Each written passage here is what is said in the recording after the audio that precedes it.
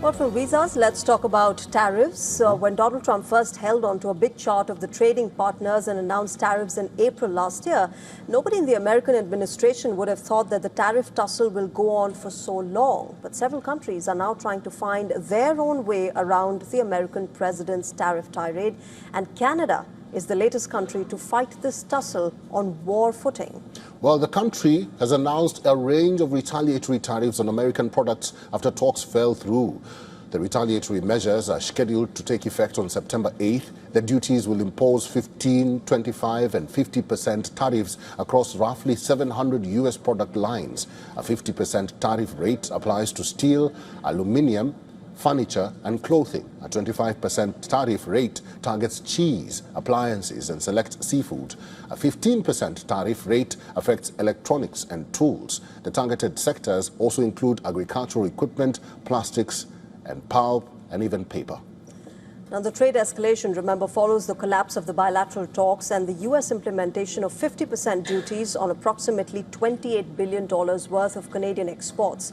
American President Donald Trump has defended the American measures by criticizing Canada's historical agricultural tariffs and trade practices on Truth Social. He stated that Canada has been ripping off the United States for decades by charging American farmers 400% tariffs and more. The Canadian leadership also hit back. Why French and English Canadians decided to eventually create that country of Canada? Because we didn't want to be part of the US. And so that's part of our DNA. And we'll just stand up for what we have. And meanwhile, I really think that while all these shenanigans are happening, we'll just be smart. And we'll be strategic, and we'll fight back. As the feud gained momentum, Trump shared a post on Truth Social showing the Canadian Lake Ontario renamed as Lake America. The U.S. president has done this before to other territories as well, when deals have fallen apart and the other party has not capitulated to demands. Canadians, however, have responded with backing for their government and dismissing Trump's antics. It's laughable.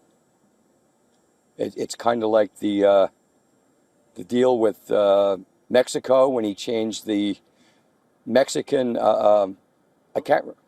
Gulf of Mexico to the Gulf of America. It's meaningless. It's just more hyperbole and more of an irritant for the Canadian people. He's not doing anybody any favors, especially himself. I'm with Mark Carney on this. We would never become the 51st state. Simple as that. So. And how about Lake Ontario becoming Lake America? If that's something. I mean, it's been like that for so long. So, like, why do we need to change it? Seems to work for Canada, and I think probably works for the U.S. too.